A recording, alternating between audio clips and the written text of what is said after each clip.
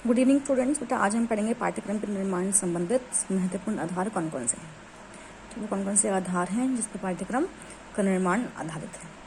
तो करें किसी भी समाज के लिए समाज के शिक्षा के स्वरूप को निश्चित करने में सबसे अधिक भूमिका उस समाज के जीवन दर्शन की होती है। जीवन दर्शन की व्याख्या दर्शन शास्त्र में की जाती है और उसके साथ साथ और समाज की संरचना, उसकी सभ्यता और संस्कृति और धार्मिक, राजनीति और आर्थिक स्थिति का ही प्रभाव पड़ता है।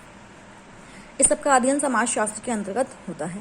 मानव की स्वयं की प्रकृति भी उसके शिक्षा के स्वरूप को प्रभावित करती है। इसका अध्ययन मनोविज्ञान में किया जाता है और आज विज्ञान का युग है। ठीक है जी। विज्ञान के प्रभाव से शिक्षा कैसे अप्रभावित रह सकती है। मतलब विज्ञान अब इतना बढ़ चुका है, इतना प्रगति कर चुका है कि शिक्षा में इसका महत्वपूर्ण स्थान बन चुका है। ठीक है। तो पाठ्यक्रम के निर्माण के महत्वपूर्ण आधार कौन से हैं? पहला है दार्शनिक आधार। ठीक है। तो करें मानव जीवन के उद्देश्य हैं, कुछ उद्देश्य होते हैं। उद्देश्यों की प्राप्ति के लिए हम शिक्षा का विधान करते हैं। मतलब हम जो चाहते हैं, जो हमारे उद्देश्य हैं, उसकी प्राप्ति के लिए शिक्षा बहुत ज़रूरी है। और पाठ्यक्रम इन उद्देश्यों की प्राप्ति का साधन होता है। जब शिक्षा के उद्देश्य मूलतः विशेष पर आधारित होते हैं तो स्वाभाविक है कि शिक्षा का पाठ्यक्रम भी दर्शन से प्रभावित होना चाहिए।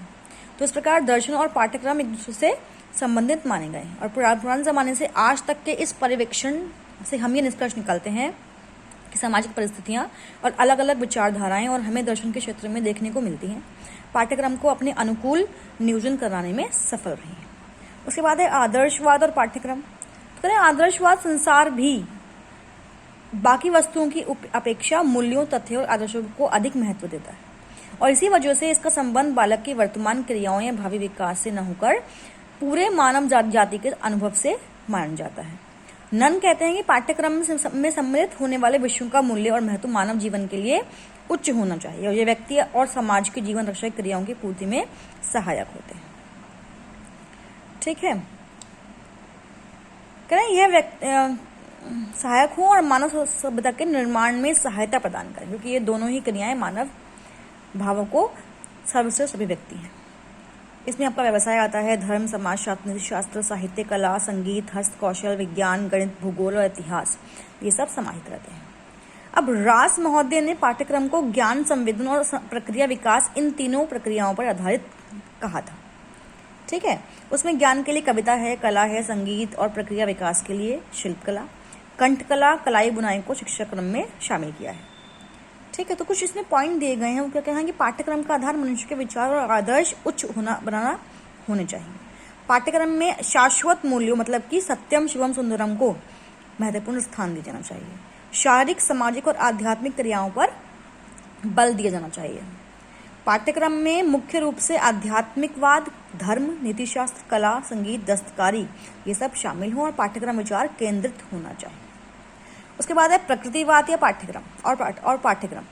अब प्रकृतिवाद क्या है? कि प्रकृतिवाद बालक को केंद्र मानता है कि बालक जो है वो केंद्र में है और उसके व्यक्तित्व को सबसे अधिक महत्व देता है। दर्शन शिक्षा में बालक की स्वाभाविक क्रियाओं के विकास पर अधिक बल देता है और केवल ज्ञान के लिए शिक्षा देने का यह तीव्र विरोध करते हैं।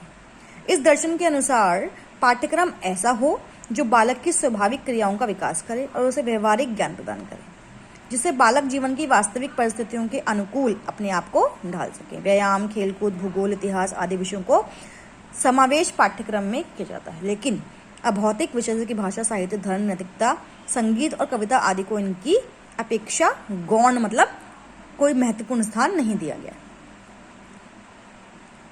तो ये जो है ये मूल प्रवृत्ति के विकास पर ज्यादा बल देते हैं। दर्शन के अनुसार मनुष्य जीवन में सदैव संघर्ष करता है, मतलब हमेशा जो है वो स्ट्रगल करता है, इसलिए जोर देता है। इस दर्शन के अनुसार मनुष्य जीवन में हमेशा संघर्ष करता है, इसलिए पाठ्यक्रम ऐसा हो जो व्यक्ति और राष्ट्र को जीवन संघर्ष के लिए तैयार कर सके। इस दर्शन के अनुसार पाठ्यक्रम का निर्माण करते वक्त बालक की रुचि, योग्यता आदि को भी ध्यान में रखना चाहिए और पाठ्यक्रम ऐसा हो जो बालक के विकास की अलग अलग आवश्यकताओं की पूर्ति कर सके। प्रकृतिवाद इस बात की सिफारिश करते हैं कि पाठ्यक्रम बाल केंद्रित हो, कि बच्चे की सब चीजों को ध्यान में रखकर बनाया जाना चाहिए। उसके बाद क्या है? प्रयोजनवाद और पाठ्यक्रम, प्रैग्मेटिज्म और करिकुलम। तो कहने प्रयोजनवाद प्रकृतिवाद की तरह शैक्षिक प्रक्रिया में बालक को ही महत्वपूर्ण मानते हैं और बालक को शिक्षा का केंद्र भी मानते हैं। प्रयोजनवादियों की धारणा की अनुभव ही बालक को भावी जीवन के लिए तैयार करती हैं और विषयों की तुलना में अधिक महत्व अनुभव को दिया गया। उनके अनुसार अनुभवी बालक का पूरा विकास करके उसे सफल सामाजिक जीवन के लिए तैयार करते हैं। इसके अलावा प्रयोजनवाद विषयों के सह संबंध और समन्वय की आवश्यकता पर बल देता है, जिससे बालक को संपूर्ण अनुभव मिल सके। यह दर्शन अनौपचारिकता के विरुद्ध है और पाठ्यक्रम की उपयोगिता और विषयों के उपयोगी तत्वों को महत्व देते हैं। ये दर्शन ज्ञान केवल ज्ञान देने के लिए पूरा विरोध करते हैं। शिक्षा गत्यात्मक है, इसे स्थिर समझना गलत है। मतलब शिक्षा जो है वो लगातार गति करती रहती है, ये कहीं पर रुकी भी नहीं है। बालक के अनुभव के आधार पर दी गई शिक्षा सक्रिय मतलब एक्टिव शिक्षा है, और ये आवश्यक है कि पाठ्यक्रम नियोजन में उन अनुभवों को स्थान दिया जाए जो उसे क्रियाशील बनाए।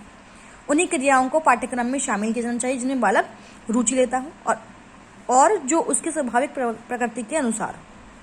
इसके अलावा प्रयोजनवादी उपयोग के सिद्धांत पर बल देते हैं।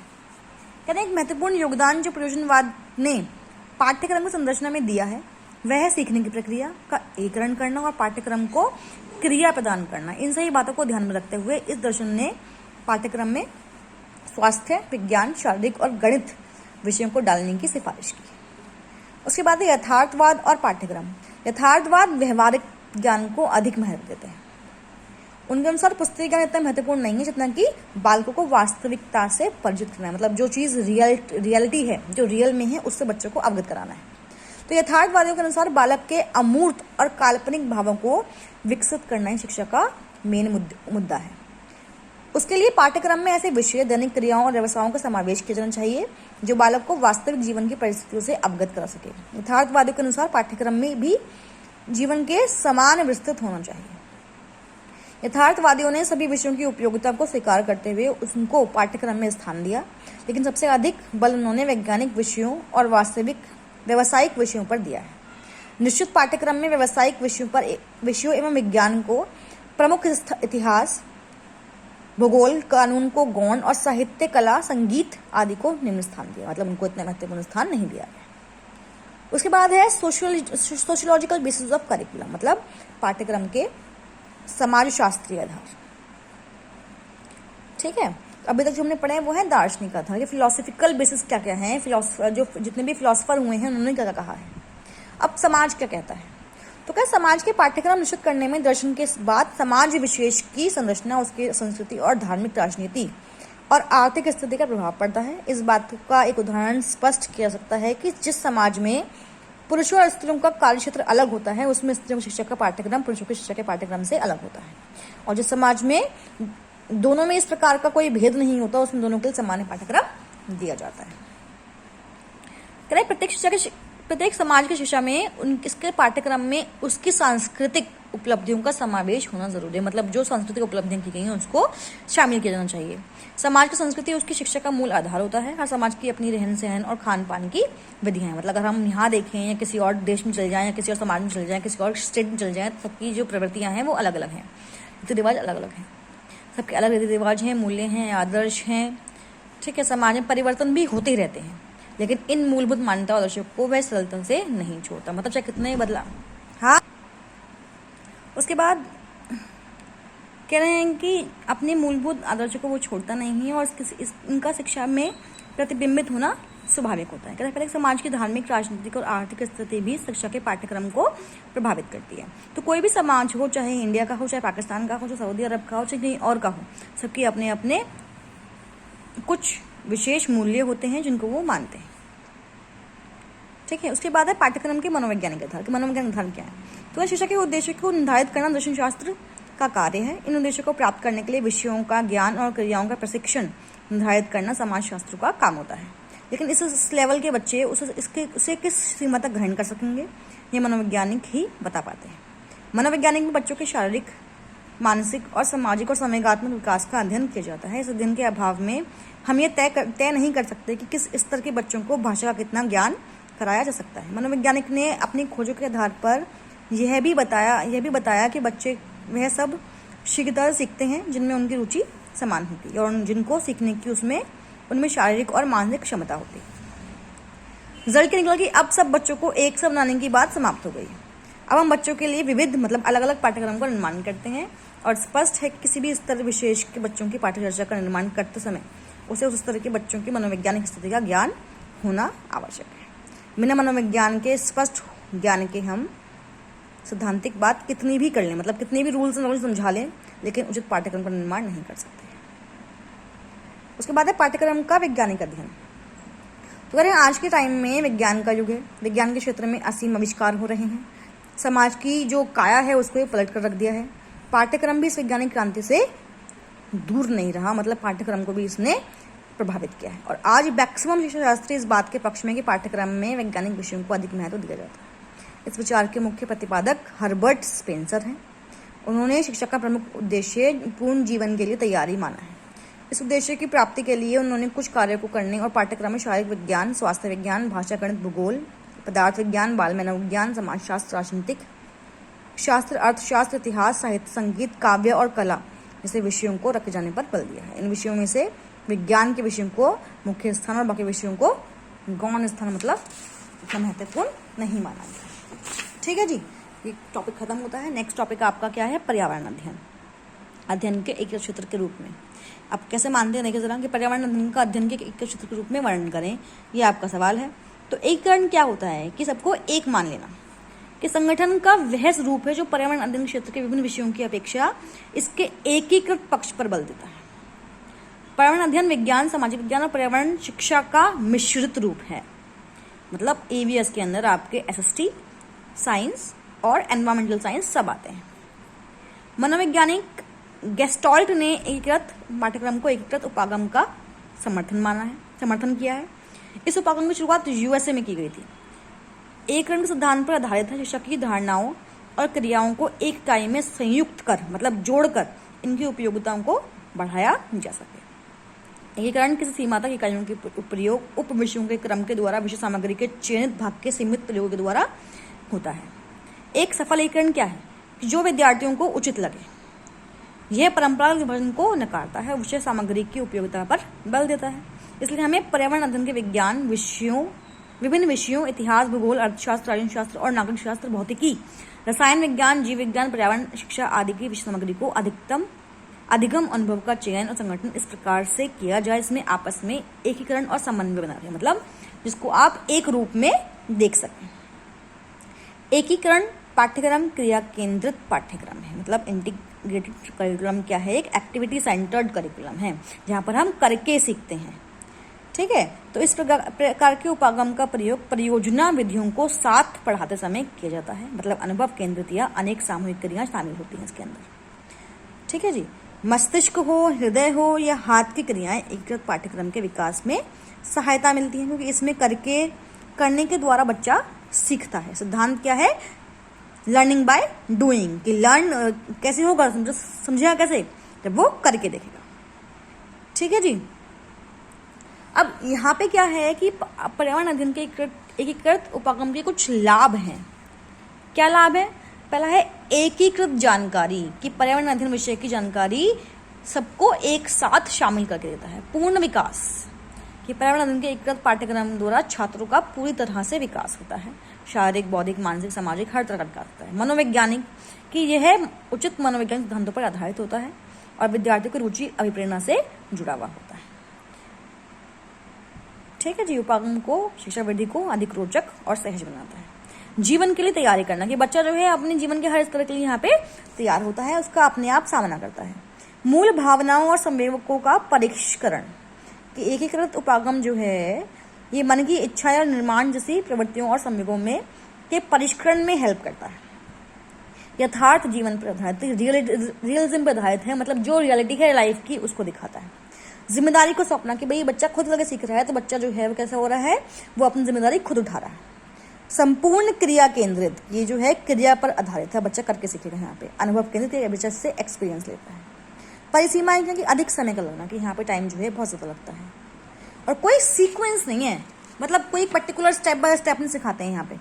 निश्चित आकार नहीं, कोई शेप नहीं है, कोई आकार नहीं है। हम कहते हैं कि भाई बच्चा इस सर्कुलर शेप में घूमेगा, मतलब जब बच्चा क्रिया करेगा तो भी ये इसकी एक्टिविटी बेस्ड है, ऐसा कुछ नहीं है। मनोवैज्ञानिक नहीं है, कि मतलब क्या हुआ कि हर एक छात्र की रुचि को शामिल करना संभव नहीं हो सकता। तो इस प्रकार के उपागम के प्रयोग समूह नियंत्रित अन्वेषण में होते हैं, इसलिए विद्यार्थियों की रुचि का विकास नहीं हो पाता है। इकट्ठा करने में कठिनाई, की विषयों को एकीकृत करना कठिन है और कभी कभी नामुमकिन भी, कभी कभी ये मुमकिन भी नहीं होता है। ये टॉपिक यहाँ खत्म हो जाता है। अगला टॉपिक क्या है? पर्यावरण अध्ययन के पाठ्यक्रम के लिए आप पाठ्य सामग्री का चयन और संगठन कैसे करें? ठीक है, तो क्या है कि पर्यावरण अध्ययन के पाठ्यक्रम में संबंधित पाठ्य सामग्री का चयन विद्यार्थियों की रुचियों, योग्यताओं और क्षमताओं के आधार पर किया जाता है। ठीक है, अब इसमें कौन कौन से उपकरण शामिल हैं? पारिवारिक वातावरण संबंधित, बुनियादी आवश्यकताओं संबंधित, इतिहास से संबंधित, सामाजिक वातावरण से रिलेटेड, सांस्कृतिक वातावरण से संबंधित, विविध क्रियाएं और सामाजिक घटनाएं इसमें होती हैं, विज्ञान और तकनीक से संबंधित होता है, भौतिक वातावरण संबंधित है, आर्थिक वातावरण संबंधित है, राजनीतिक वातावरण संबंधित और विश्व से संबंधित भी इसमें चीजें पाई जाती हैं। अब अगर हम बात करें पारिवारिक वातावरण संबंध किस प्रकार से है, तो समाज अध्ययन की पाठ्य सामग्री के अंदर जो है प्राथमिक कक्षाओं के पाठ्यक्रम बच्चे जो पढ़ते हैं वो परिवार के बारे में पढ़ते हैं। परिवार में कौन कौन लोग होते हैं, उनका संबंध होता है। ठीक है भाई, एक दूसरे की सहायता करते हैं, आपस में कैसे संबंधित, उनके अधिकार या कर्तव्य क्या है, उपयोगिता क्या है, इस तरह के जो चैप्टर्स हैं बच्चे इसमें पढ़ते हैं। उसके बाद क्या है? बुनियादी आवश्यकताओं की, बेसिक नीड्स जो हैं हमारी वो क्या है, उसके बारे में बच्चे पढ़ते हैं। इतिहास संबंध की, हमारे इतिहास में क्या कुछ घटा है, क्या कुछ नहीं घटा है, उसके बारे में बच्चे इसके अंदर पढ़ते हैं। सामाजिक वातावरण किस प्रकार का होता है, किस तरह से गांव हैं, नगर हैं, शहर हैं, धार्मिक संस्थान, स्कूल बने, त्योहार कैसे वो मनाते हैं, आपस में कैसे रिलेटेड है, वो सब बच्चे पढ़ते हैं। सांस्कृतिक वातावरण, संस्कृति कैसी है, मूल्य कैसे हैं, कौन कौन से रीति रिवाज जो हैं, धार्मिक परंपराएं जो है वो मानी जाती हैं अलग अलग जगहों पर, वो बच्चे पढ़ते हैं। विविध क्रियाएं और सामाजिक घटनाएं, जितनी भी सामाजिक क्रियाएं हुई हैं, सामाजिक घटनाएं हुई हैं, बच्चे उसके बारे में सीखता है। विज्ञान और तकनीक के संबंधित की कितनी जो है विज्ञान प्रगति कर चुका है, कौन कौन सी खोजें हो चुकी हैं, वैज्ञानिक कौन कौन से रहे हैं, कल्याणकारी प्रभाव क्या हुए हैं, उस सब बारे में बच्चा सीखता है। भौतिक वातावरण संबंध की, बच्चे का जो भौतिक वातावरण है जिसमें वो रह रहा है, उसके बारे में बच्चा जानकारी प्राप्त होता है। वन, वनस्पति, पशु, अलग अलग मिट्टी, इसके बारे में बच्चा सीखता है। आर्थिक वातावरण संबंधित सामग्री, आर्थिक वातावरण क्या है कि कौन कौन से व्यापार हैं, कौन कौन से जो चल रहे हैं, तुम्हारा इंडस्ट्रीज वो कौन कौन सी हैं, वाणिज्य क्या है, उसके बारे में बच्चा सीखता है। राजनीतिक वातावरण संबंध कि राज्य हमारा राष्ट्र है, राष्ट्रपति हमारे क्या कर्तव्य हैं, संविधान क्या कहता है, इसके बारे में बच्चा सीखता है। आज के मानव की समस्याएं कि आज की जो समस्याएं हैं, विश्व शांति की बातें हैं, राष्ट्र भावना की बातें हैं, ये सब बच्चा इसमें सीखता है। क्रियाएं, चार्ट, मॉडल, चित्र, मानचित्र, सामूहिक परिचय, नाटकीकरण, सर्वेक्षण, इन सब की बच्चों को जानकारी दी जाती है। अब कहते हैं पर्यावरण अध्ययन की पाठ्य सामग्री का गठन या आयोजन किस प्रकार होता है, तो करें इसका चुनाव करते वक्त उसका करने के बाद उसका संगठन या आयोजन करना जरूरी है। ठीक है जी, क्रमबद्धता या एकरूपता लाना बहुत जरूरी है, और विषय के अलग अलग अंग एक दूसरे से अलग अलग प्रतीत ना हो, इन बातों का ध्यान रखना चाहिए। अब कौन कौन सी बातें हैं, उसमें पहला है पढ़ने और पढ़ाने में सुविधा, कि आपका कंटेंट ऐसा हो कि पढ़ने और पढ़ाने में बच्चे को सुविधा हो। निरंतरता, कॉन्टिन्यूटी बनी रहनी चाहिए, यूं कि आज पढ़ा दिया 10 दिन बाद पढ़ा रहे हैं, ऐसा नहीं होना चाहिए। अन्य विषयों से संबंध की, जो हम पढ़ा रहे हैं वो खाली एक सब्जेक्ट का ना हो, मतलब आप इस तरीके से पढ़ाओ कि जो हम पढ़ाया है या जो बच्चा जो पढ़ रहा है उसका संबंध वो अपने दैनिक जीवन से या और विषयों से स्थापित कर सके। इसके बाद क्या है? ज्ञान और क्रिया से संबंध, कि जो भी पढ़ाया जा रहा है या जो भी सामग्री का आप इस्तेमाल कर रहे हैं उसका संबंध वो अपने ज्ञान से और क्रियाओं से रख सके। फ्लेक्सिबिलिटी हो कि भाई जब मर्जी, जब आपको लगता है कि बच्चे की आवश्यकताओं और क्षमताओं के अनुसार, रुचियों और योग्यता के अनुसार उस पाठ्यक्रम में या पाठ्य सामग्री में आप बदलाव ला सकें, क्योंकि जितने भी बच्चे हैं उन सबके में इंडिविजुअल डिफरेंस है, सब एक दूसरे से मेल नहीं खाते हैं। ठीक है जी। लास्ट और फिर नेक्स्ट क्या है? जानकारी को काम में लाने के अवसर बताने, जो भी जानकारी बच्चों ने हासिल करी है इस पाठ्यक्रम या पाठ्य सामग्री के द्वारा, वो उसको अपने दैनिक जीवन में जो है शामिल कर सकें, अपनी क्रियाओं में शामिल कर सकें, उसके अवसर दें बच्चे को। काल, स्थान या प्रकरणों पर संगठन, कि सामाजिक अध्ययन के पाठ्यक्रम को समय, स्थान और प्रकरणों के आधार पर संगठित करना चाहिए। तो ये आपने आज 3 टॉपिक पढ़े हैं, इस टॉपिक को आप क्लियर कर लेंगे। जो भी डाउट रहते हैं मुझसे पूछ लेंगे। बहुत ही इंटरेस्टिंग बुक है ये, बहुत ही और ईजी भी है। भाषा जो लिखी गई है वो बहुत ही ईजी है सबके लिए। ठीक है, तो इसे आप कंप्लीट कर लेंगे। 3 टॉपिक रहे आपके, एक तो था आपका क्या पाठ्य सामग्री, एक था आपका एकीकृत क्षेत्र, और एक आपने क्या पढ़ा भाई? एक आपने पढ़ा है कि कौन कौन से उसके आधार हैं, निर्माण संबंध, पाठ्यक्रम के निर्माण संबंध कौन कौन से आधार हैं, आज आपने ये पढ़ा है। तीनों टॉपिक आप क्लियर कर लेंगे, डाउट जो रहते हैं आप मुझसे पूछ लेंगे व्हाट्सएप पर।